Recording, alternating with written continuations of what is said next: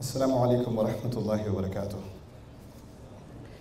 Alhamdulillahi rabbil alameen, wa salatu wa salamu ala ashrafil anbiya'i wal mursaleen, wa ala alihi wa sahbihi wa man istanna bi sunnatihi ila yawmiddin.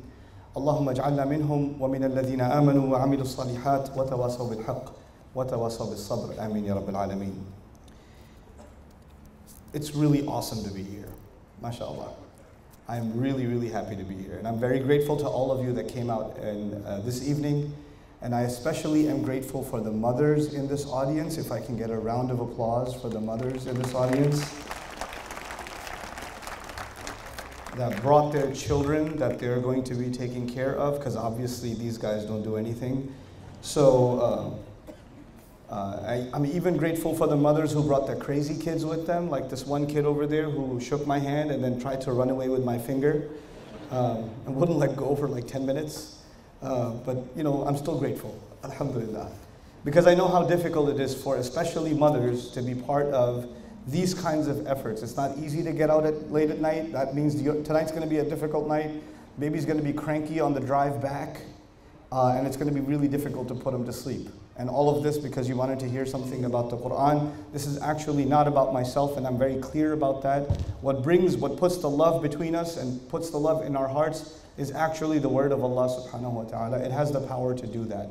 And I experience that love, that people I meet that I've never ever met before in my life, and I can see the love in their eyes. And I can see the genuine du'as they make in their eyes for myself and my family only because of one thing. Because I'm trying to do whatever I can, whatever little I can actually, to understand the book of Allah and share something about the book of Allah. That's all I'm not doing anything out of the ordinary, but this book is so extraordinary that when anybody tries to serve this book and genuinely wants to share the message for themselves and for others, then Allah Azza wa Jal gives them these gifts. And the biggest gift I can earn, and the biggest gift that you can earn, is the du'as of people. When people make du'a for you, there's nothing more valuable you can have in your life. Now, I'm going to start with a story tonight. It's a difficult subject. I'm going to start with a story tonight, and the story is actually of my own self and some opinions that I used to have about the Quran. I was born in a Muslim family. Many of you know my story. I was born in a Muslim family, but a very average Pakistani Muslim family, which basically means that we did not take the religion all too seriously.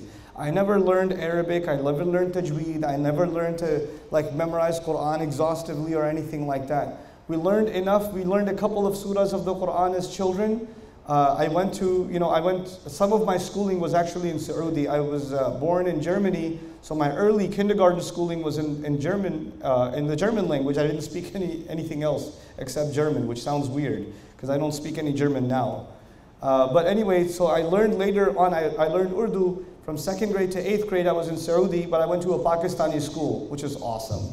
So I learned a lot of Urdu, right? And then I came to, in high school, I came to the United States. But by the time I was in the United States, I basically had no reason to take my religion seriously. As a teenager living in Queens, nobody around me, of all of my friends, maybe one guy was a Muslim. And that's not because, I only know he was Muslim because his name was Atif, not because of anything else.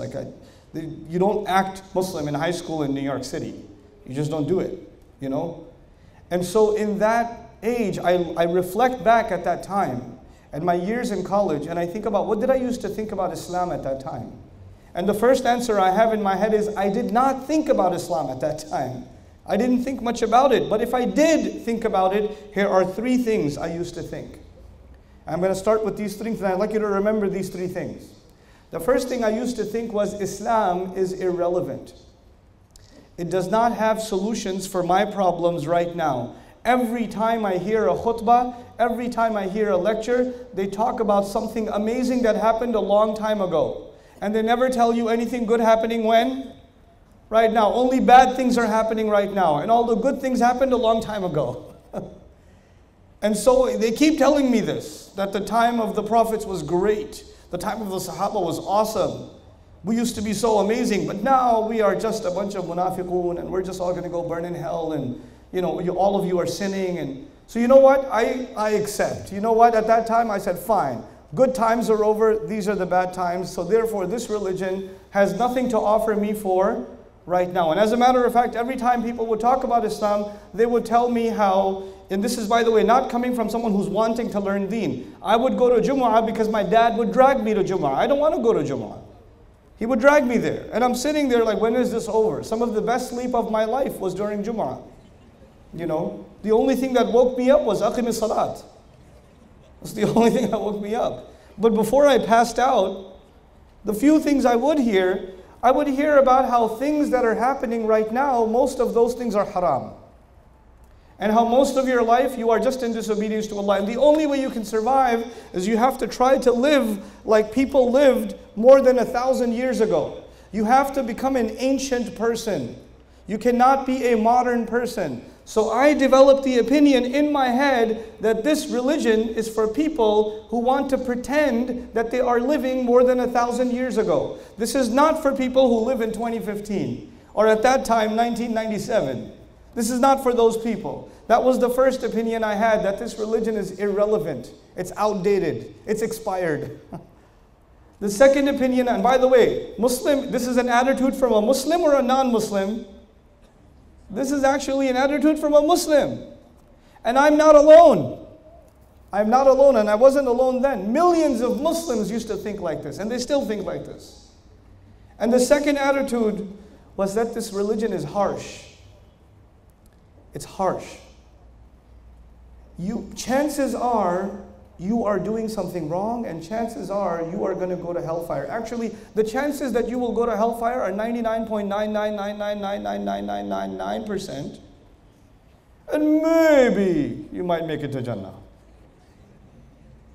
Most of the time what I heard was, I am in trouble and Allah is angry with me. That's what I heard most of the time. Every time I do something, there is something wrong with it Islamically. Something is wrong with it. And as a matter of fact, at that time, I used to be really scared of people that had beards. Because people that I knew that had a beard, they don't smile. They look at you like, oh my God, this guy. The more Islamic you get, the more angry you get at the world.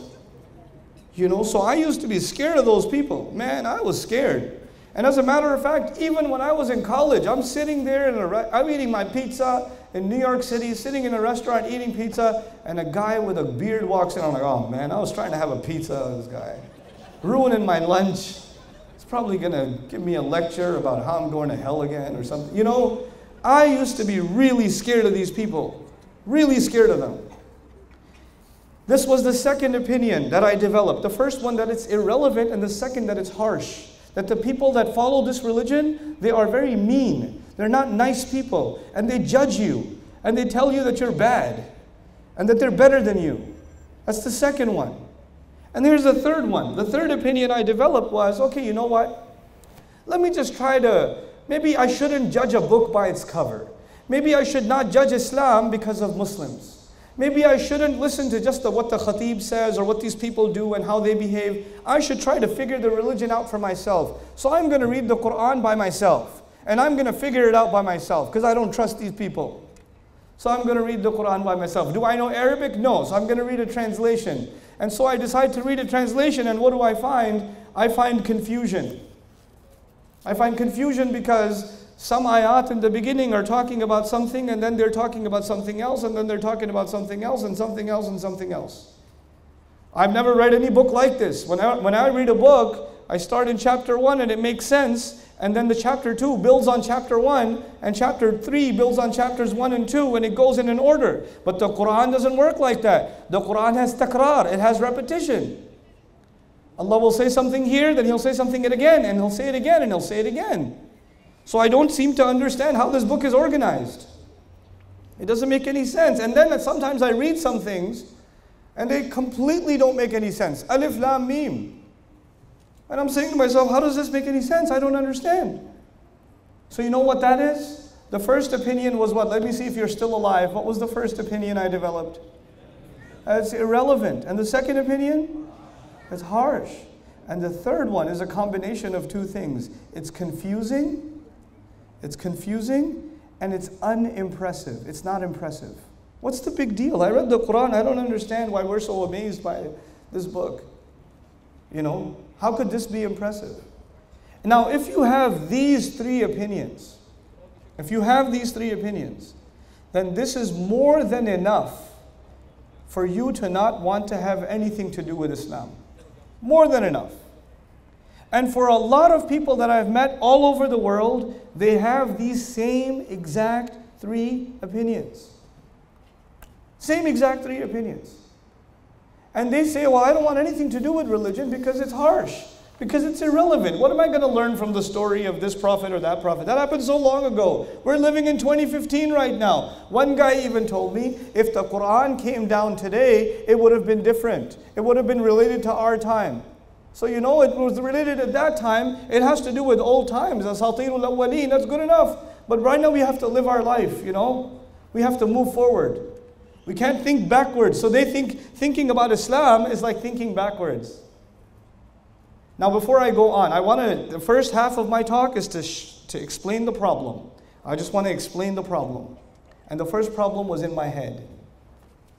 And you know, I blame myself, but I also blame the ummah. You guys understand marketing, right? If you love Kit Kat, because I love Kit Kat, Kit Kat has done a really good job marketing itself, right? So when you think, even if you haven't had a Kit Kat, when you think, give me a break with a Kit Kat bar. You go straight for it. They've done a good job marketing themselves. Islam, the Muslims, the Ummah, hasn't even done a good job marketing Islam to the Muslims themselves. If the Muslim themselves, if a Muslim himself, if a Muslimah herself has a negative opinion of Islam, that means we did not do a good job presenting Islam. That's what that means. Something is missing. Something is very wrong. Now let's take the problem a little further. Allah Azza wa Jalla, and all of this I want to share with you before I get to the next part. All of this is inspired by one ayah of Surah Al-Nahl. يقول سبحانه وتعالى ادع إلى سبيل ربك بالحكمة والموعظة الحسنة وجادلهم بالتي هي أحسن. Allah says, call people, invite to the way of your Rabb, the path of your master. I will be explaining this ayah today. It's going to take me a long time. I'm already letting you know. I'm not going to give you, I only have 5 minutes left. Forget it. It's going to be a long night. Okay, just letting you know. Okay? So that nobody's like mentally prepared. It's starting at 9. Maybe he'll make it short. I won't make it short. I'm not going to make it short. This is going to be long and boring. Yeah. Okay. So now, he says, call to the way of your Rabb with hikmah. Anyone know what hikmah means? Call it out. Here's a hint. Wisdom. Yeah, very good. Hikmah means what? Wisdom. My argument today is most of the time we talk about Islam without wisdom. And when we don't use wisdom, instead of bringing people closer to Islam, what do we end up doing? Pushing them further away from Islam. And the way you call people with wisdom, or you call people wisely, is you call people the way the Book of Allah calls people. But we, I would argue, do not use the method identified by the Book of Allah. We have our own methods, and these methods are highly unsuccessful. Actually, they're not even wise. They're very unwise ways of calling people to Islam. So I'm going to give you a small list of how we make that mistake. Not a long list. It's a small list and I'll go through it quickly. But as I go through it, I want you to think about the khutbahs you have heard, the lectures you have heard, the Islamic discussions that you have been a part of at the dinner table, or conversations you've had about Islam under any class, any course, anything you've learned, and see if you hear anything that reminds you of what you heard. The first kind of unwise way to call people is we talk about divisions. We talk about this group versus that group. This sheikh versus that sheikh. You know, this school of thought versus that school of thought. You said this, but that sheikh said that. You want to have a battle? You know? And then there are people who say they talk about Islam, but the only thing they talk about is how wrong the other guy is. They will have YouTube channels, Facebook pages, blogs. These people put a lot of effort into studying the mistakes of someone else. Get a life, dude. But anyway, that's what they do. They study, and they say, in this video, in minute number 87, dude, you listen for 87 minutes to wait for a mistake? That's amazing. I am impressed with the level of attention span you have. This brother said this, and astaghfirullah al-azim, this is why this brother is a fitna, and he is calling people to the hellfire, and da-da-da-da, and here's my blog to save the ummah from this guy. Does this sound familiar to you? People will benefit from someone, you'll be benefiting. I don't have to name any names. I don't care. I don't care. And this is not even about myself, because I honestly don't care. I really don't care. I read some of the comments under YouTube videos for entertainment. That's what I do. But you know, you'll have somebody who'll say, maybe you're benefiting. You're benefiting from someone. Maybe you're benefiting from Mufti Menk, who I love. He's so cool. You know, last time I was here, you guys remember Peace Conference? Some of you were there. I was hanging out with Mufti Menk. And I told Mufti Menk, before I tell you this, I tell you another story. This has happened to me twice now. I was in Atlanta, Georgia. I got out of the airport. A Senegalese woman looked at me and said, "Hey, Mufti Menk." And I said, "No." She goes, "I know you, Mufti Menk. You lie. You lie. I seen your videos." I was like, "No, I am not Mufti Menk." And she goes, no, you lie. Wallahi, you Mufti Menk. I was like, okay. I took out a picture of me and Mufti Menk. I was like, that's Mufti Menk, and that's me. Oh, you just look just like him. I was like, okay. All right. And the same thing happened in Duha. Brother comes up to me, Mufti Menk, right? And I was like, yes. But my favorite one happened at Dubai airport. Brother Nouman Ali Khan.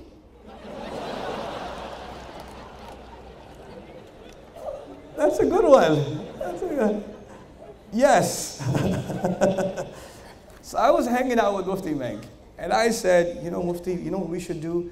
I should wear your thobe, and you should wear my suit. And then we should do the lectures. And we were gonna do it, but there was no time left. So next time, I'm gonna disguise myself as Mufti Menk, and he will disguise himself as me. Talk about lack of wisdom, but yeah, that's what we're gonna do. Anyhow, coming back to the subject. Some of you, raise your hand if you benefited from Mufti Menk. Raise your hand. Okay, awesome. See, this is why we love this man. May Allah protect this man and his family. Somebody comes to you, yeah, you know, but he's got this mistake, or some people say that he's deviant, or some people say that he's not a good scholar, or some people, have you heard these conversations? Where do you get this some people business from? As we have this not the sunnah of Rasulullah sallallahu alaihi wasallam, there's the sunnah of the Muslim community now. Anybody who will benefit people, you have to find something wrong with them. And let me guarantee you, I or anybody else who ever grabs a mic, there is something wrong with us because we're human beings. So if you're gonna look for a mistake, I will guarantee you will find it. Guaranteed, you will find mistakes because we're human beings. And if yours, he made a mistake. Well, like, yeah, he's a human being. You didn't accomplish anything. But you know what? We call this Amr bil Ma'ruf and Nahi anil Munkar. What is wrong with you? This is not Amr bil anything. This is you have too much free time on your hands and you don't know how to do something positive. Do something good. Instead of doing research on the mistakes of someone, why don't you go help your mother cook? Why don't you clean your house? Have you ever smelled your socks? Go wash those instead. You know? Do something else with your life. Don't do this. You're not serving anything. That's the first kind of unwise conversation. And it takes so much energy away from the Muslims. So much of their energy is just spent on this rad of this one versus that one and that one versus this one. Come on, you know? And then the second kind of poisonous, I don't even call it wise conversations about Islam. These are poisonous conversations about Islam. The second kind of poisonous conversation about Islam is when people are judgmental. They want to judge you more than Allah will judge you. They let people know they're going to go burn in hellfire, or this is haram, and you don't even know the discussion of the fuqaha. You know nothing. But you think it's haram, so you want to put your fatwa on the world. What qualifications do you have, homeboy? Where did you get this from? I want to tell you a fun conversation I had. One of my friends, Sheikh Abdul Nasir, some of you know him. Sheikh Abdul Nasir and I were at a dinner. And there were some people having dinner with us, and one brother had a very short beard. He had a very short beard. And the brother next to him had a long beard. And the brother with the short beard, at dinner, turned to the guy with the long beard and said, Akhi, your face, haram. You have to... And he's embarrassing this guy at a dinner table. And you know, when it comes to matters of fiqh, I don't open my mouth because I'm not a faqih. I'm not even a scholar. But Sheikh Abdul Nasir is actually a faqih. And he's sitting there listening to this guy. By the way, both of them are like 20 years old. Akhi, this is haram. In the hadith it says you have to grow your beard, etc., etc. And Sheikh Abdul Nasir, oh man, sometimes this guy, he's about to eat his barbecue, and he puts the thing down and he goes, brother, where's the hadith? And he goes, I think it's in Bukhari. I was like, yeah, which bab? Who's the rawi? Who narrated it? Who did he narrate it to? How was it understood by the Sahaba? How was it understood by the first generation? How was it understood by Imam Bukhari himself? What's the commentary on this hadith in Fathul Bari? What about the Maliki school? What did they comment about this hadith? What about the Shafi'i school? What did they comment about this? And the brother said, you're embarrassing me. Please don't embarrass me. And he said, yes, I'm embarrassing you because you're embarrassing him. You don't know, but you like to take things and just either make them halal or make them haram. You don't have the qualifications. There's a lot of conversation that goes into, before you say Allah forbade something, you have to be very careful. There's not a small thing. Tilka hududullah. This is the hudud of Allah. You don't just get to drop haram, haram. You don't get to do that. And you don't get to decide who's going to burn in hellfire and who's guided and who's misguided. The ayah that I'm reading to you today, towards the end, when we get to the end of the ayah, Inna rabbaka huwa a'lam biman dhalla an sabilih. Your Rabb, He knows who's misguided, not you. You don't get to decide that.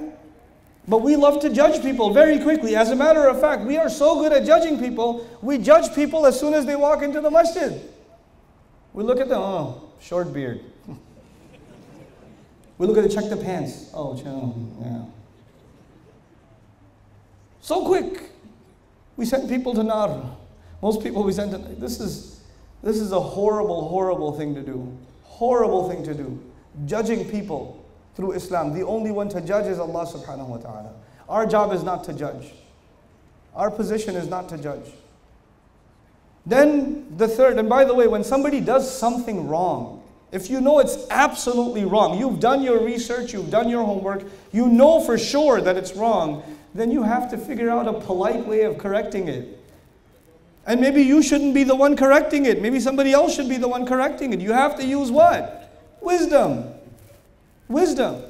Sometimes you correcting someone will do more damage than good. If I try to correct my father, it's not going to go well. It's not a good idea.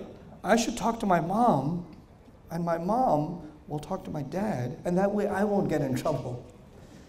You see what I'm saying? Sometimes you have to use wisdom, and you don't take the direct approach every time. It'll do more damage than good. So the first kind of poisonous conversation is divisive. It creates divisions and talks about groups and people. The second kind of poisonous conversation is obsessed with judging people. The third kind of conversation, I kind of already alluded to it, is conversations about the Book of Allah and the Sunnah of His Prophet sallallahu alaihi wasallam that are shallow, that are absolutely shallow. What do I mean? You know, if you hear a khutbah in which there are 30 ayat are quoted, 20 ahadith are quoted, ayah after ayah after ayah, hadith after hadith after hadith.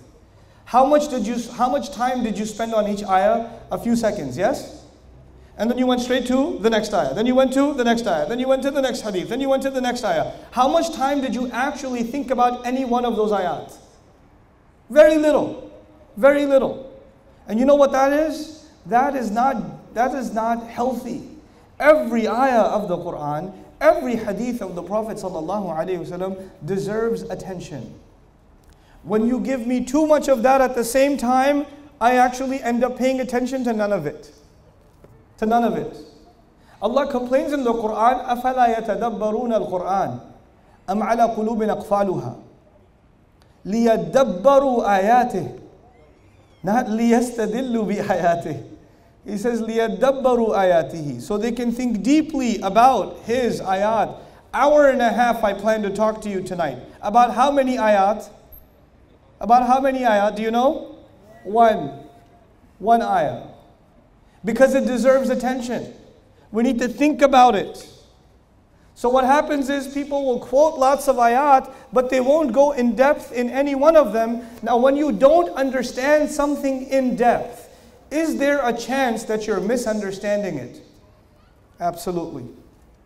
When you don't understand something in depth, there is a lot of room for misunderstanding. Because a shallow understanding can be very easily a problematic understanding. Let me tell you something else while I'm on this point. This might be a little bit harder to understand, but an important point. The most supreme thing that we have in Islam, the highest truth that we have in Islam is the Book of Allah. يقول سبحانه وتعالى وَكَلِمَةُ اللَّهِ هِيَ الْعُلْيَا. The word of Allah is in the highest place. The highest thing we have is what again? The word of Allah. Now what happens? Somebody says, they have a bias already. They have a thing in their mind. And the concept in their mind is women are inferior to men. This is the idea they have in their head. Now that they have this idea in their head, they will pull a bunch of ayat and they'll pull a bunch of hadith and they'll give you dalil for why women are inferior to men. But what came first? The ayat came first or their concept came first? Their concept came first and they used the ayat to prove their concept. This is incorrect. We don't want to make any assumptions before we turn to the Book of Allah. The Book of Allah will decide how we should think. We don't decide how to think about the Book of Allah. You understand? So there's this bias. You already have your mind made up. And by the way, this can go really crazy. Some people can say, well, we have to kill every non-Muslim. Let me prove it to you. And they'll give you 100 hadith and 50 ayat. And they can do it. It's very easy. I've seen it done. What's the problem with that? And some young 19-year-old listens to that speech and says, man, he's got so much dalil.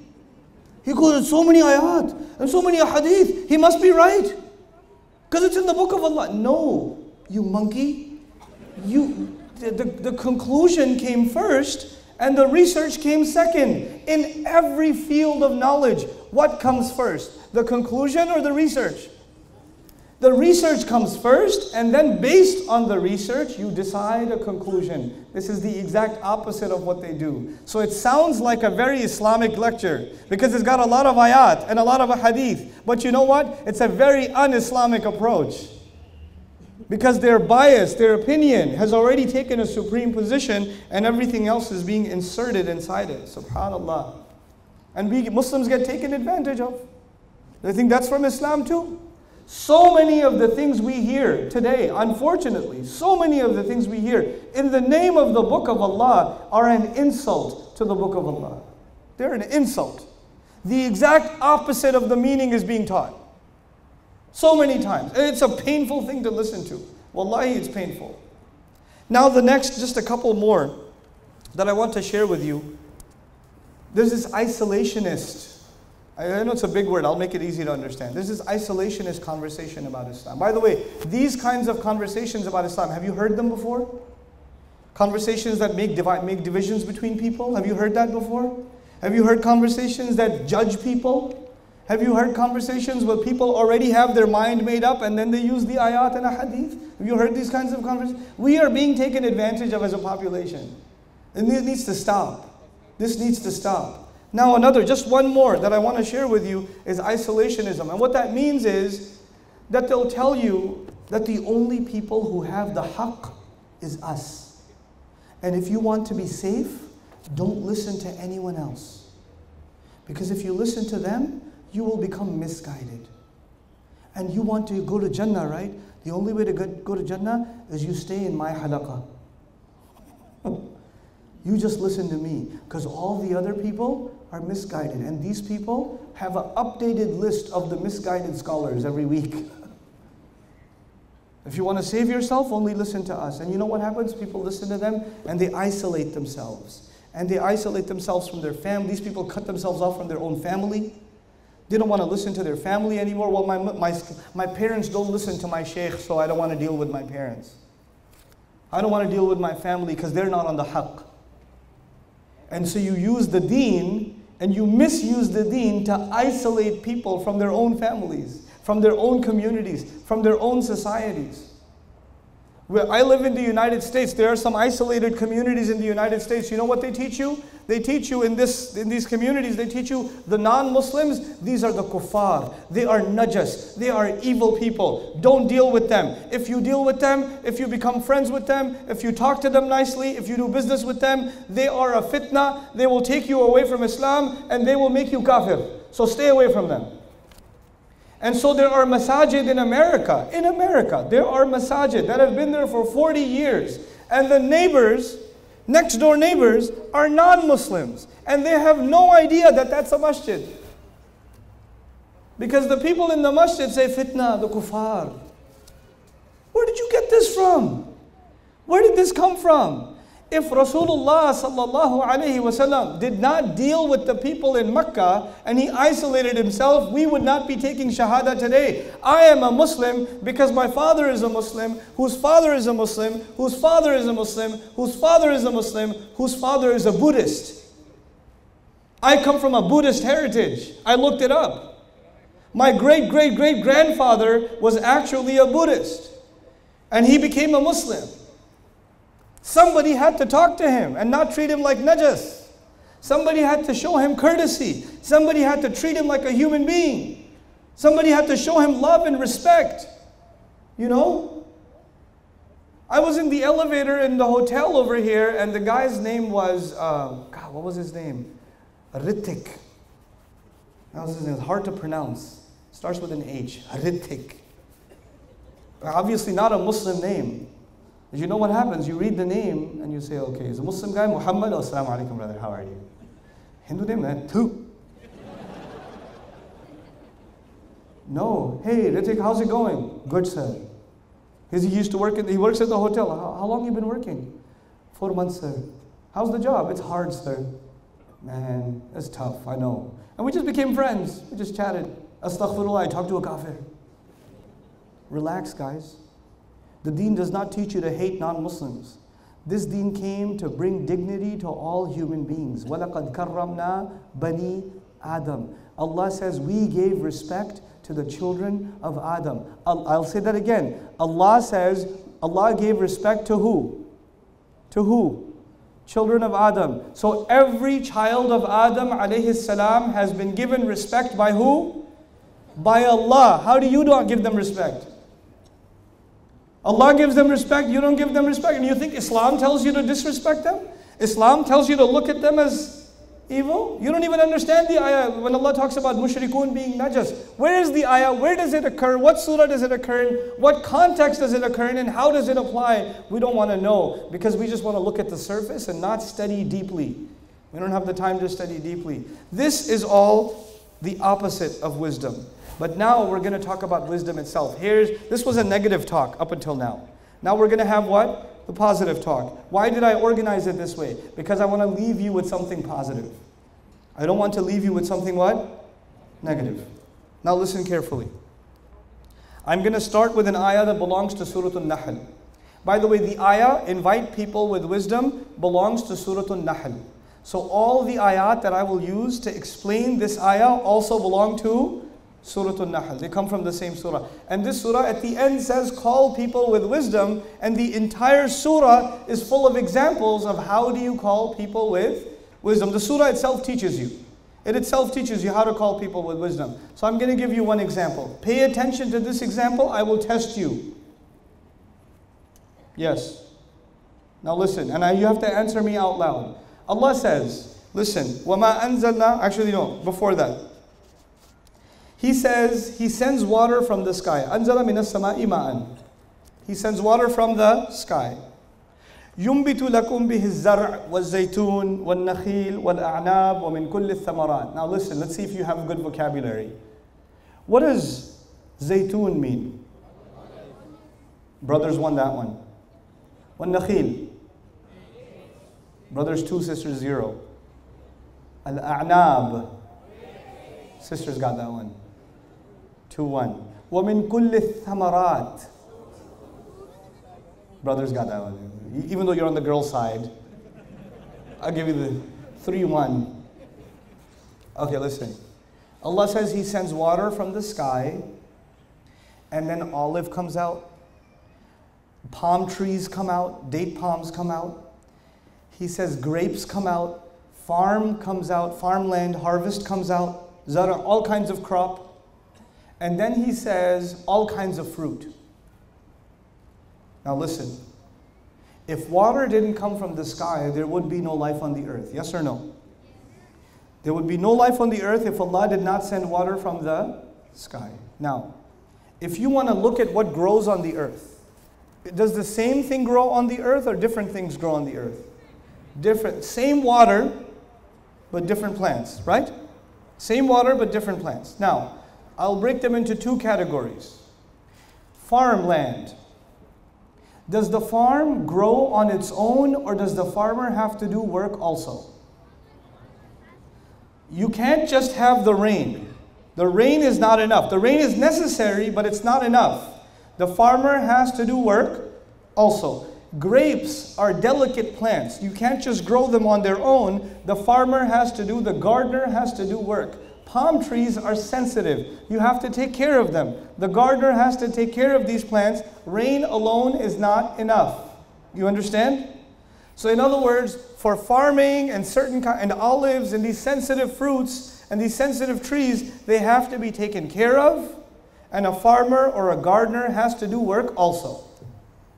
But when Allah says He grows all kinds of fruits, if you go in the Amazon jungle in South America and there are hundreds and thousands and thousands and thousands of acres of jungle and trees, do those trees have fruits? Yes. But is there any gardener? Is there any farmer? No, it grows on its own, yeah?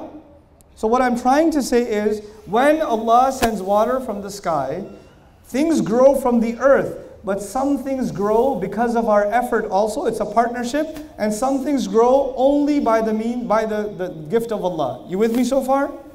Now let's take this further. Let me tell you why I gave you this example. Remember, we're trying to learn what from the Quran? Wisdom. All of this I'm explaining to you because we're going to try to learn some wisdom from the Quran tonight. Now listen. Same surah.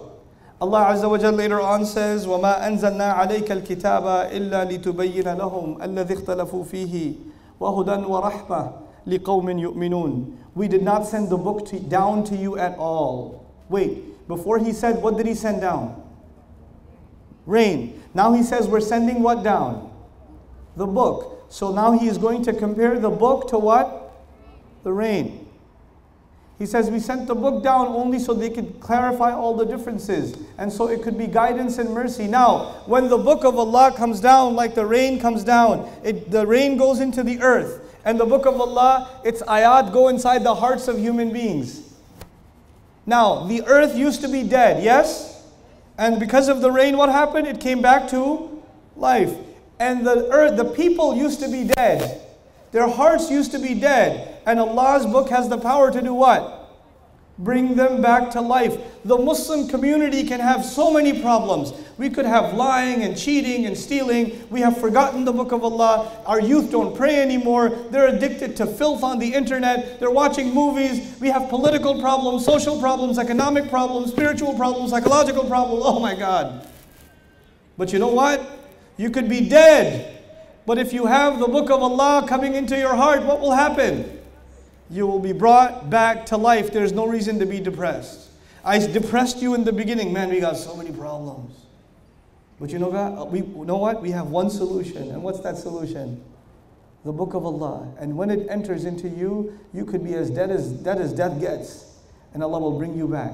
This is why Allah says in Surah Al-Hadid, He talks about the hearts that became hard. فَقَسَتْ قُلُوبُهُمْ وَكَثِيرٌ مِّنْهُمْ فَاسِقُونَ. Their hearts became hard, and so many of them are corrupt. And in the very next ayah He says, اِعْلَمُوا أَنَّ اللَّهَ يُحْيِي الْأَرْضَ بَعْدَ مَوْتِهَا. You should know, Allah brings life to the earth after it had died. Allah will bring this ummah back to life. You just have to apply what? The water. What is the water for this ummah?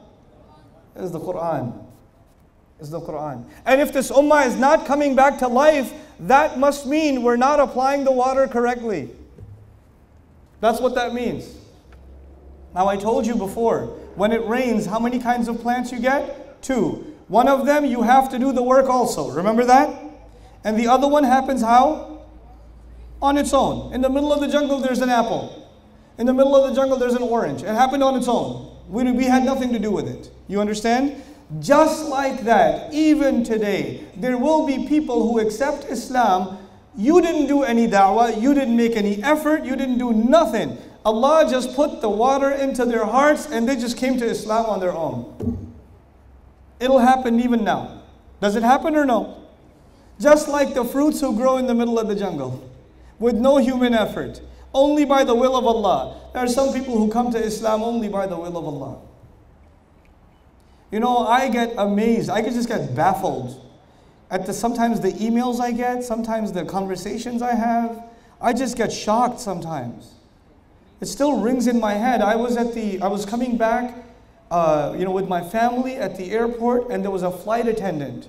This was in Maryland. There was a flight attendant walking by, and you know how flight attendants dress. They don't dress like, I'm not talking about like Emirates flight attendants. I'm talking about like Spirit Airlines or something in America, flight attendant. She walks by and she goes, I've been watching your videos. Pray that I become a Muslim soon. And I said, whoa, how did that happen? I did not give her da'wah. I don't even know her. I made no effort towards her. I just studied Quran and put a video on YouTube.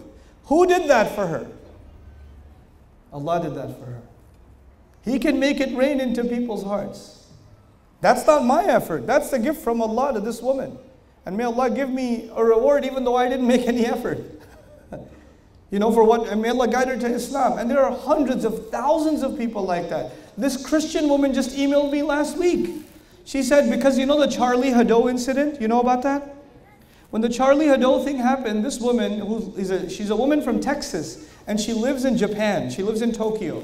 She says, I got curious about this prophet that they're making fun of, and I started looking for videos on YouTube, and I found your videos, and I started watching your videos, and now I wanted to know that because I'm watching so many of your videos, I ran out of data on my phone. Because I watch it on the train. And she started her email by saying, I'm a Christian woman. That's how she started the email. At the end of her email, she said, thank you for introducing me to Allah and His Messenger. Subhanallah. Sometimes Allah will grow fruits and you won't even know how. You will not even know how. It will just happen. But you know what? This is the part that's hard to understand. So I need extra attention from everybody, okay? This is the hard part in this talk. Human civilization, anthropologists will tell us, human civilization began when human beings learned how to farm. You could not survive. Humanity could not survive eating fruits in the jungle. We had to figure out a way to mass produce food. And the best way to mass produce food is to develop agriculture. You understand? So humanity became civilized. And once agriculture came, cities came. And when cities came, nations came. Civilization came. But the first step of civilization was what? Agriculture. You with me so far? Now, when you have agriculture, you have a farm. Don't you have to direct the water? The water doesn't come automatically. You have to dig and make a canal, and you have to figure out a way of delivering the water, right? You cannot just rely on the rain. You have to conserve the water and deliver it. If we as an ummah, by the way, we as an ummah, we are a civilization or no? We are. If we are going to survive, then the rain is not enough. The rain is from Allah, but you have to conserve that water and you have to make the effort of delivering it. And before we deliver it to humanity, I'm arguing today we have to deliver it to ourselves. At the age of 19, when I started studying the Quran, seriously when I started studying the Quran, I felt that I was cheated for 19 years. I've been Muslim my whole life. How come I don't know anything about the Quran? How come my school didn't teach me? How come my parents didn't know anything themselves? Why didn't they get that education? Why didn't my neighbors ever know? We are 1/5 of the world's population. These people, so many non-Muslims know more about the Quran than we do. How is that possible? How is that possible? How did I as a Muslim have the same opinion about the Quran as non-Muslims have? The non-Muslims say that it's harsh. The non-Muslims say that it's irrelevant. Why did I have those same opinions? The non-Muslims are not impressed. How come I had the same opinion? Something has to change. We have to cultivate. We have to provide this knowledge now to people. So now tonight, the rest of this talk is how are we going to do that? How are we going to deliver this message for ourselves and for our children and their children? And then the rest of humanity at the same time. Allah says, Ud'u. Let's begin the ayah. Now we begin the ayah. Ud'u. Invite. What does ud'u mean? Tell me out loud. Invite. Good. Do you invite somebody you are angry with? Can you invite somebody to your house you're angry at them? Hey, come to my house for dinner. You don't do that. When you invite someone, it is an act of friendship. You cannot invite someone unless it is an act of what?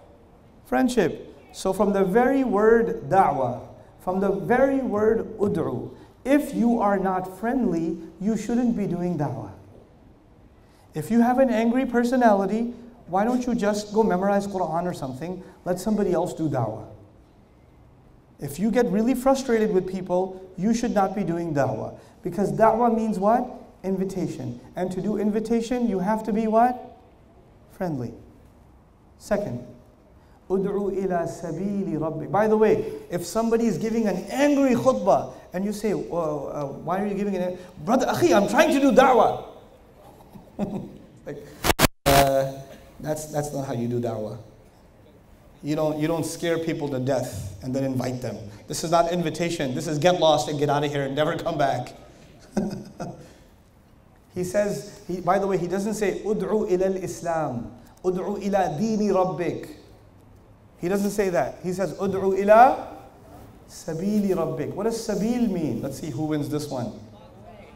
Oh, brothers, one again. Ud'u ila sabili rabbik means invite to the path of your Rabb. Everybody knows what a path is, yes? Now, have you ever invited anybody to a path? That doesn't make sense. You don't invite someone to a road, you invite someone to a destination, right? You don't invite to a road, you invite to a destination. But Allah is telling us that you have to invite people to a what? A road. A sabil, a path is a road. A path is a road. Why did he? There's so much wisdom in this kalam. I hope I can explain this to you in ways you will remember, because this is one of the most powerful truths of Islam that is hidden. People don't know. People don't know. You know, people study Islam and they say, man, sisters are learning Quran. I don't know so much vocabulary. I haven't memorized so many surahs. I don't know tajweed yet. I don't know this yet. I don't know that yet. When I learn this much, inshallah, then it will be good. But right now, I don't know anything. People are always worried about more quantity. And they want to accomplish. And they keep thinking they haven't done anything yet. If Allah is calling people to a path, like a road, are people traveling at the same speed? No. Some people travel fast and some people travel what? Slow. Some people are traveling so slow that you can't even see their progress. It's that slow. It doesn't even show up on the speedometer. It's that slow. But they're still making progress. The problem is we like everybody to make progress at the same speed. You should be like this one, you should be like that one. Even parents, they tell one of your daughters can do better than the other one. Why don't you be like your sister? They're not the same. They're on their own path. You're asking Allah to join the road. That's all. You're asking people to join the road, not the destination. Allah is not calling you to the destination. He just wants you to enjoy the road. So many people come up to me, how do I learn Arabic quickly?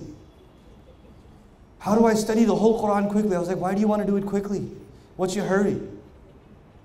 You know, are you going to die soon or something? You got time, bro. Relax. Chill out. Allah is not interested in how much you know. Allah is interested whether or not you are on the road. And when you are on a road, how do you know if you're on a road? The scenery around you is changing, yes or no? And you're making progress. All Allah wants from you is what? Progress. All Allah wants from you is progress. He does not want perfection from you. That's what people want from you. That's not what Allah wants from you. Allah knows what He created. He did not ask people to become perfect. He asked people to make progress. That's all He asked.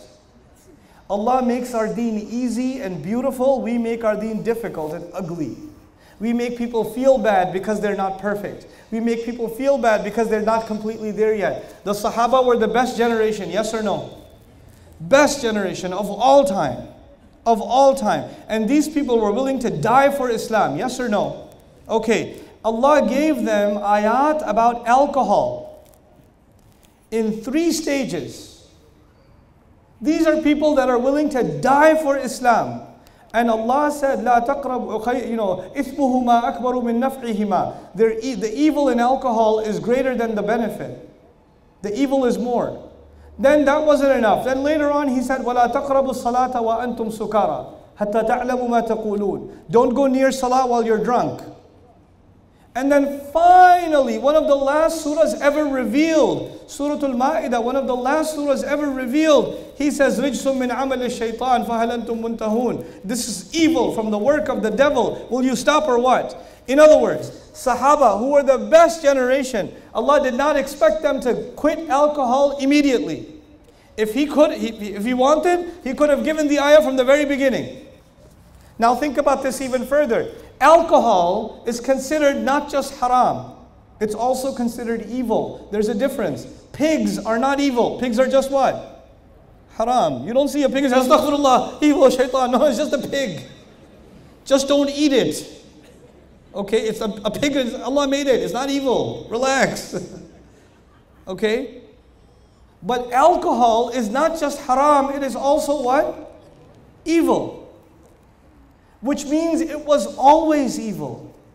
Which means it was always from the work of the shaitan. In the first year of revelation, it was from the work of shaitan. And in the 23rd year of revelation, it was also the work of shaitan. And even though it was always evil, Allah decided that people haven't made enough progress on the road yet. So they're not ready yet. So I'll give them the ayah when they're a little more ready. So I'll give them a little bit. And I'll tell them, look, the harm is more than the benefit. Then a little bit later, I'll say, at least don't be drunk when you're making salah. And a little bit later, I'll tell them, okay, leave it now. You're mature enough. Now stop.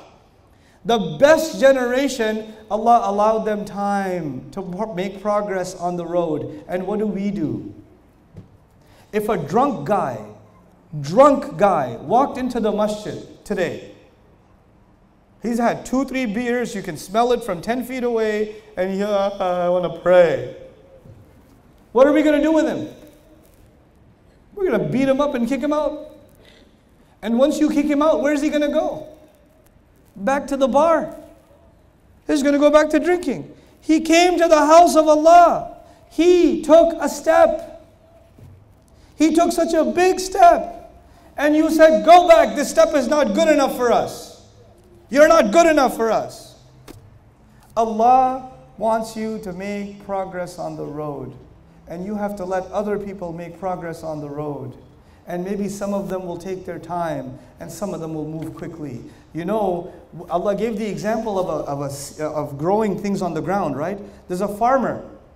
And by the way, some of you have these, so many. I think maybe in the last year, this question was repeated at least 1,000 times in my lectures. People came to me at least 1,000 times and asked this one question. Let me tell you what the question is. Brother, my husband doesn't pray. My son doesn't pray. My wife doesn't pray. My sister doesn't pray. My uncle doesn't pray. My father doesn't pray. How do I get them to pray? How do I change them? Tell me one thing I can say to them and they'll change. And I say, okay, hold on. I got nothing. There's a farmer What's step one in farming? You put the seed in the ground, yes? You put the seed in, then you put water. Then you go to sleep. Then you wake up. Make sure the soil is clean. Then you put water again. Then you go to sleep. You wake up. You put water again. Remove the insects. Make dua. Ya Allah, take care of this plant. Does the farmer see any progress? Yes or no?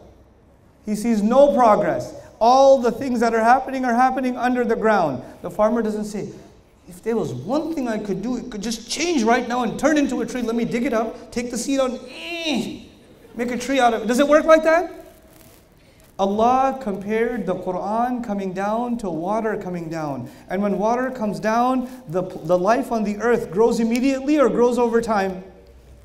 It grows over time. When the Quran will enter somebody's heart, they will change immediately or change over time? They will change over time. Abu Bakr as-Siddiq changed immediately, but so many Sahaba changed over time. Umar bin al-Khattab, 5 years. It took some time. Abu Sufyan, many more years. It took a lot of time. It doesn't happen overnight. People only quote the example of Abu Bakr as-Siddiq. By the way, Abu Bakr as-Siddiq is an extremely amazing example. Even for the Sahaba, he's too high of an example. What about you? People quote the greatest example and make you feel bad. There are so many other Sahaba, hundreds of thousands of them, radiyallahu anhum wa radu anhu, that did not transform the same way as Abu Bakr as-Siddiq, radiyallahu ta'ala anhu. They took their time, and Allah is happy with them too. Allah is happy with them too. Call people with wisdom. Let them grow. Let them listen. Let them listen. I was giving a lecture in England. When I finished my lecture, a woman came up to me and said, please don't tell anyone, I'm Shia. I've been listening to your lectures for a year. It's really helped me a lot. Please don't tell anyone. You know why? Because it's Birmingham, England. Whew, that place is crazy. You know. Other guy comes up to me, brother, Assalamu alaikum. This is my wife, myself, and there's about 50 of our friends. We are from the Baha'i religion. We've been listening to your lectures for a long time. Please don't tell anyone. I'm like, yeah, welcome. Assalamu alaikum. Sit, relax. I don't need to go after and start having debates with the Shia person or the Baha'i person or any other person for that matter. Why? Because my only concern is to get the water to the heart. That's all. The rest, who will do? The rest, Allah will do that. You're not going to do that. Allah will do that. That's up to Allah what He does. That's not up to me. We don't give people a chance. We're too busy arguing with them and debating with them and pushing them further away from Islam. This is not wisdom. This is just not wisdom. Call people to the path of your Rabb using wisdom. Bil Hikmah. And then he says, وَالْمَوْعِظَةِ الْحَسَنَةِ. Call people with beautiful, heart-penetrating advice. Give people advice that will go to their heart, that will get inside their heart. Now what does that mean? It could mean a lot of things, but I'm going to keep it brief for you guys. Simple lesson. Sometimes you say things that make someone angry. Sometimes you say things that they are willing to accept, and sometimes you say things that make them more upset and they don't want to listen to you. You have to find a way of saying things that will melt someone's heart, that will get inside their heart. They won't get defensive. Let me give you an example. You know the famous story of Hassan and Hussein radiallahu ta'ala anhuma when he saw a man making wudu incorrectly. You remember the story? Right? He was making wudu incorrectly, so what did they do? They say, hey, you are such an old man. You should know better. Astaghfirullah, you don't even know how to make wudu? You should be ashamed of yourself. Let me show you how to make wudu. Did they do that? No. If they do that, the older gentleman might be very upset. Might get really upset with them. What do they do instead? They just quietly make wudu next to him. And his heart melts. These young boys are taking their time making wudu. I should take my time making wudu. Yes or no? In other words, they used wisdom. And they used al-maw'idha al-hasana. Al-maw'idha al-hasana means you give advice in a way that softens somebody's heart. You don't give advice in a way that hardens somebody's heart. If they are in a mood to argue with you and fight with you, leave them alone. إِذَا خَاطَبَهُمُ الْجَاهِلُونَ قَالُوا سَلَامًا. When people get emotional, leave them alone. Don't need to argue. No need to debate. Da'wah is not the same as debates, people. I was giving da'wah to my cousin. We were arguing for 3 hours. You're not giving da'wah. I don't know what you're doing, but it's not da'wah. That's not da'wah. When people are getting silly, people are getting emotional, people are getting obnoxious, you just back off. Maybe another time. We'll talk again. It's okay. You don't have to convince people right away. And then there's those of you that say, man, I did my part. Now the matter is in the hands of Allah. Like this brother came to me, my brother, he doesn't pray, so I told him, if he doesn't pray, that he will burn in Jahannam. And I quoted the ayah to him, فَلَا صَدَّقَ وَلَا صَلَّى وَلَكِنْ كَذَّبَ وَتَوَلَّى. I quoted the ayat to him and he still didn't listen. Now I can tell Allah that I did my part. I said, if I wouldn't go to jail, I would have slapped you right now. What do you mean you did your part, you monkey? We follow the example of the prophets, alayhimu salatu wassalam. Did they recite the ayat onto people one time and say, well, I did my part. Ya Allah, just take them out. Let the flood begin. It doesn't work like that. You give somebody advice, then you go back, then you go back, then you go back, then you go back, then you go back until you die. Until you die. And then some people come to me and say, but Nuh alayhi salam, eventually he gave up. I was like, okay, when you live 950 years, you give up too. Next time you quote Nuh alayhi salam, get a little bit older. Then you can tell me about Nuh alayhi salam. We don't use hikmah. We just don't use hikmah. We don't use al-maw'idah al-hasana. Good advice, sound advice. Make people feel better. I will tell you, maybe I'll get in trouble for saying this, and I don't care. I'll just tell you how I see it. One of the things that really hurt me when I came here? One of the things that really hurt me, really hurt me, is that people that are taxi drivers, all over the Gulf, I'm not talking about all over the Gulf, people that are taxi drivers, or people that are, servants, the cleaning crew in the hotels, people that are working in the stores, people that are cleaning the streets. We pass by them and we don't even say salam to them. We don't even say salam. These are just, and it hurts me, man. Rasulullah sallallahu alayhi wasallam says, Al-Kasibu Habibullah. Al-Kasibu Habibullah. The one who works hard to earn his money is the beloved of Allah. Allah loves the one who works hard to earn his money. The Pathan guy who's making naan all day, and his shalwar kameez is like brown, even though it's white, it's turned brown and gray. He worked all day, and he passes by, you're like, ye kaise log aa gaye? No, wait a second. Al-Kasib, Habibullah. At the very least, they deserve your salams. At the very least, they deserve your salams. And we've ingrained this idea that some people are better than others. There's no such thing in this religion. Every human being is equal. Every human being is equal. And especially the Muslims. إِنَّمَا الْمُؤْمِنُونَ مَاذَا؟ إِخْوَةً, not darajat. إِنَّمَا الْمُؤْمِنُونَ إِخْوَةً. All believers are equal. This guy comes to me, he worked at the hotel, he recognized me. Sir, can I take a picture with you? And I was like, why are you calling me sir, bro? I'm your brother. Okay, sir. Sir, brother, can I take a picture with you? It's embedded in the mind that some people are better than them. That's not right. That's not right. People are dignified. This is religion. We stand in one row, yes or no? You don't check somebody's passport before you put them in the first row. You don't check, hey, how much money you make? Oh, you go fourth row. You don't do that. The salah itself teaches us that every human being is supposed to be treated equally. Your maw'idah hasana in this society and in so many Muslim societies. This is happening in Pakistan. This is happening. I'm not even picking on the Gulf, guys. I'm not even picking on. This is happening in Pakistan, Egypt, Bangladesh, India. You go there, some rich family goes and they go to a restaurant, and I saw it with my own eyes one time.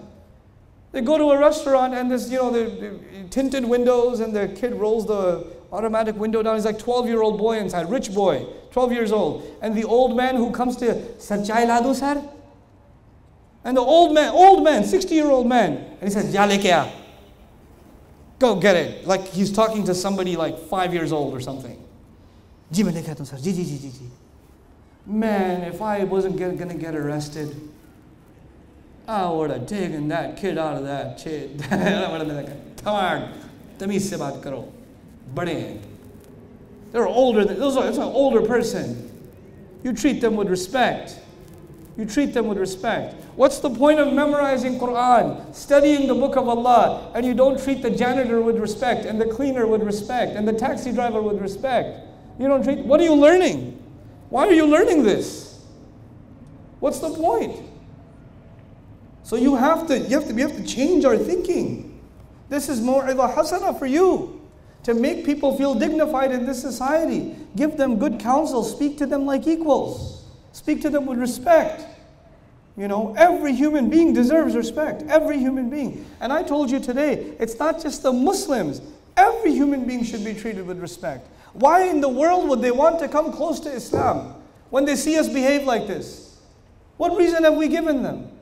People keep saying the problem of the ummah is the political problem. It's the economic problem. It's the social problem. It's the education. I say no. The problem of the ummah is the hikmah problem. It's the hikmah problem. It's the maw'idah hasana problem. That's the real problem we have. And there, by the way, in da'wah, that doesn't mean you're always soft. This is the wisdom of Allah. Everything is balanced. You're not always soft. Sometimes people attack you. Sometimes people make fun of you. Sometimes people insult your Nabi sallallahu alayhi wasallam. When that happens, this is not the time to be soft. This is the time to be tough. And so what does he say? Ud'u ila sabili rabbika bil hikmah wal maw'idhatil hasana wajadilhum billati hiya ahsan. And debate with them, argue with them, take them head on with something that is better. With what is better. If they argue, you argue with something better. If they use anger, you use calmness. If they use dirty words, you only use clean words. Because every time you respond, it should be with something what? Something better. It should be with something better. What happens when they insult our Prophet? What happens to us? You have these comments on these YouTube videos by Muslims. Oh, we hate you kuffar and we're going to kill you, and you people are for the sake of Allah, these guys cursing him out.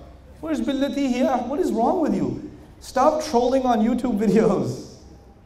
Nobody cares about your comments on YouTube. Nobody cares. We have to become people that speak maturely. The thing about the Muslims is we are an intellectual people. We are an intelligent people. We are a smart people. We are not emotional people. Right now the world thinks of us as emotional people. And that's our fault, because we haven't learned from the book of Allah how to respond intellectually. We only learn how to respond emotionally. We have to raise our status. وَجَادِلْهُمْ بِالَّتِي هِيَ أَحْسَنُ. Now at the end of all of this, all of the calling people with wisdom, helping somebody, giving somebody advice, you know what happens? There's a really big problem. When I give somebody advice, sometimes there's a problem. I think I'm better than them. I think I'm better than them. They need my advice. And this is a problem, especially if you get used to giving advice. Then you start thinking you're way better than everybody else. Listen, I have this mic over here and these like 18 camera guys over here putting the camera on my direction. But you know what? None of this means anything. I am not better than you. And you're not better than me. And who is better than who? Only Allah knows. Only Allah knows. This is not a superiority thing. It's not. It can't be. And so what does Allah say? إِنَّ رَبَّكَ هُوَ أَعْلَمُ بِمَنْ ضَلَّ عَنْ سَبِيلِهِ وَهُوَ أَعْلَمُ بِالْمُهْتَدِينَ. Your Rabb, He is the only one who knows who is misguided, misled from the path. Allah knows better if I am misguided or you're misguided. I don't even know if I'm truly guided. I don't even know that. Before I think about guiding you, I need to know Allah is the only one who knows where I stand, what my real position is. So I have to be humble to Allah. Before I even give somebody else advice, I don't say, SubhanAllah, these people are so misguided, I have to help them. Wait, hold on a second. I don't even know where I stand. And second of all, when you're giving someone advice and they're not listening to you, they're not changing the way you like them to change, they're not transforming, this does not mean that they are misguided. Maybe some seed is growing and you don't know. Allah knows what's happening inside. We only know what is happening where? Outside. And we get frustrated by the outside. And we pay no attention to what's happening on the inside. This is my last comment to all of you. This is what I want to conclude with, because this is one of the most important problems we're going through in the ummah today. This ummah today, one of its biggest problems is a lack of wisdom, and the lack of wisdom shows when we are only concerned with the outside and not concerned with the inside, even within Islam. Even within Islam. A good boy is a boy who memorized the entire Quran. That's on the outside. A good person is someone who has a lot of ilm. That's on the outside. That's not on the inside. You could have a lot of ilm and still be a terrible human being. Is it possible? You could still be a hafiz of Quran and care nothing about Allah and His Messenger. Is that possible? Yeah. Making somebody a hafiz does not make them a good person. Hifz is important. My kids do hifz too. But hifz is only one small part of the equation. We have to fix what is on the inside. That is really, really important. More important than anything else. Anything else. People say you have to have, until you have a lot of ilm, you are not worth anything to Allah. I say, I don't know what Quran you are reading, but it's not the book I learned from. It's not the book I learned from. You know, Rasulullah sallallahu alaihi wasallam was reciting Quran, and some jinn passed by. You know the story? He was reciting Quran and jinn passed by, and the jinn heard the Quran. وَإِذْ صَرَفْنَا إِلَيْكَ نَفَرًا مِنَ الْجِنِّ يَسْتَمِعُونَ الْقُرْآنَ فَلَمَّا حَضَرُوهُ قَالُوا أَنْصِتُوا فَلَمَّا قُضِيَ وَلَّوْا إِلَىٰ قَوْمِهِمْ مُنذِرِينَ. A group of them passed by, Allah made them pass by, and when they heard the Quran, they said, shh, what is that? And when the whole recitation was done, they went back to their nation, and they started giving them da'wah. How long did the jinn listen to Quran? A few minutes? Did they get a degree in tafsir? Did they get a degree? Where did they get the ijazah and tajweed from? Where did these jinn who learned Quran for how long? How long? Few minutes. And then what happened next? They went back to their nation and started inviting their nation to the book of Allah. And their da'wah was so beautiful that Allah made it part of the Quran. It's in the Quran that we learn their speech. Are these jinns ulama? Are these jinns fuqaha? No. These are regular jinn, regular people in their own species. But you know what makes them amazing to Allah? Their sincerity. Their sincerity. We like to make the religion complicated. Allah makes the deen of Allah easy, simple, beautiful. So much so that even a jinn can understand it. And they don't even have a PhD. They can understand it. We like to complicate things.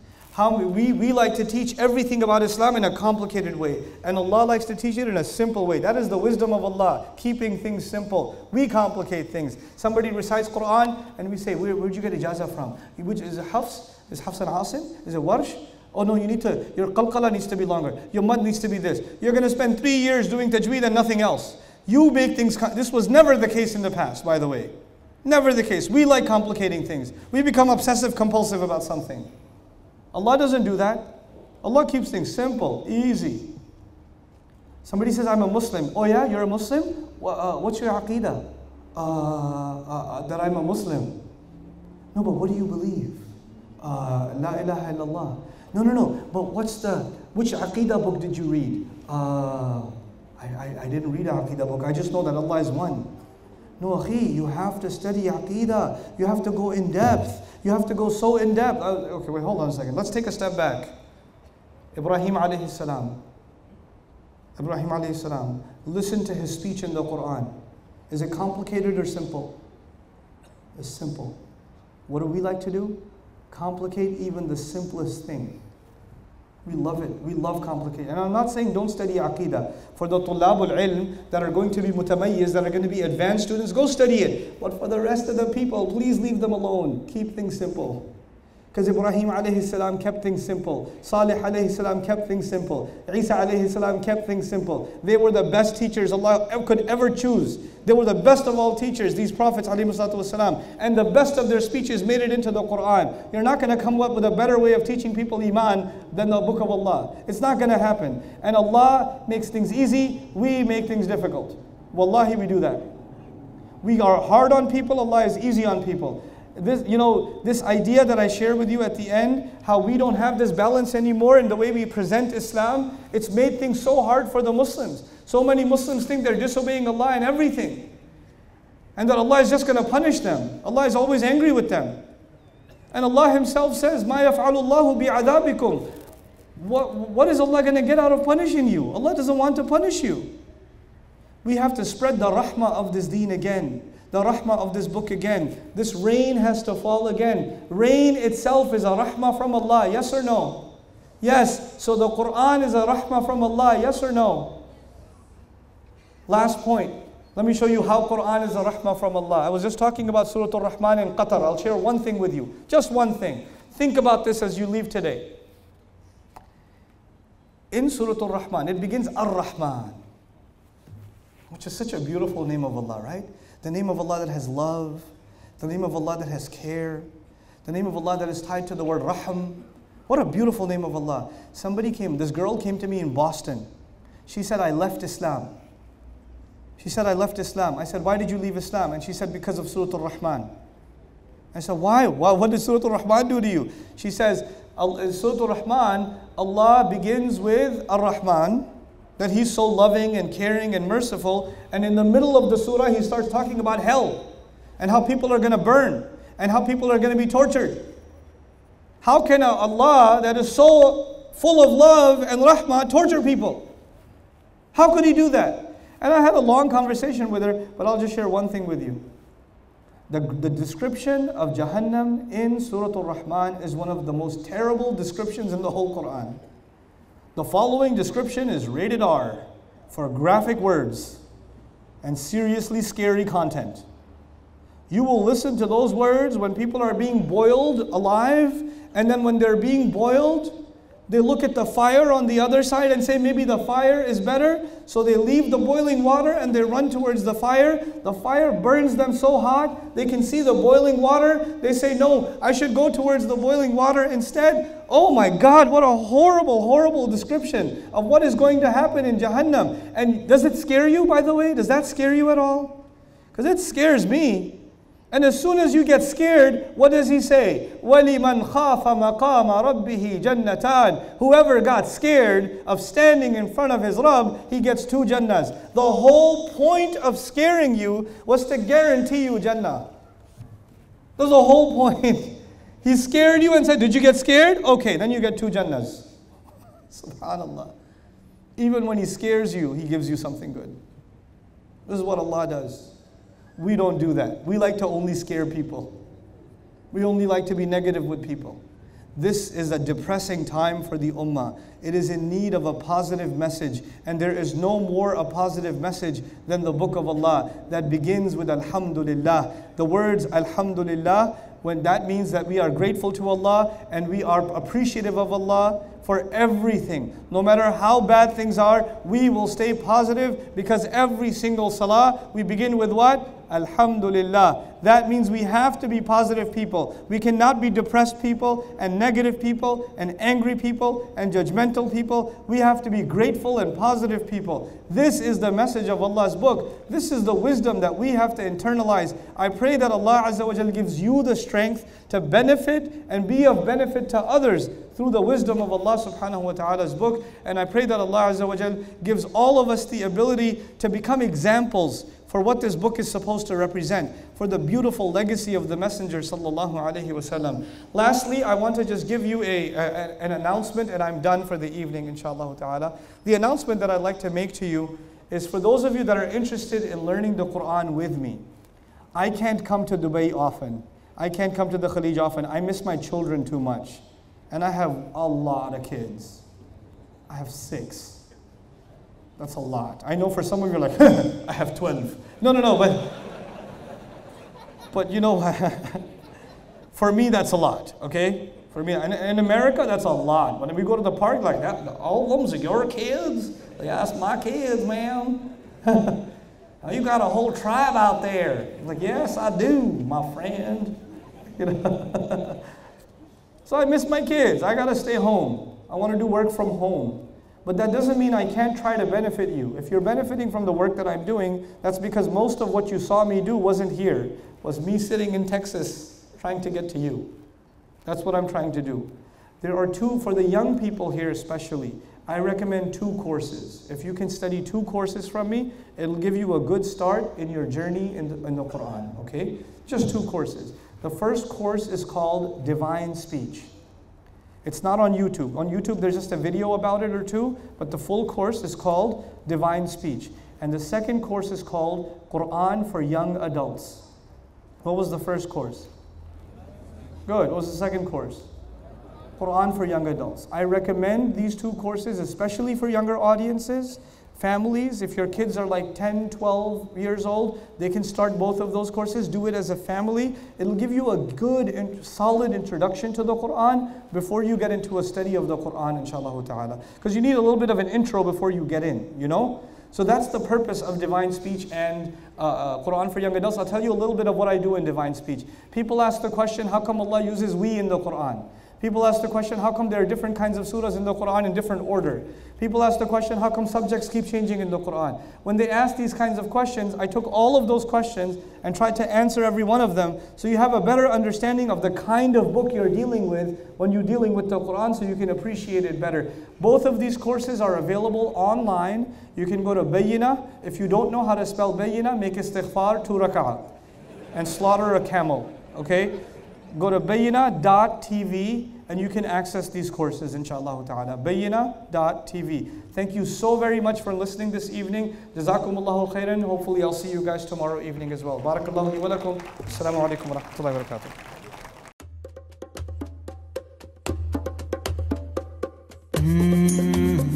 barakatuh.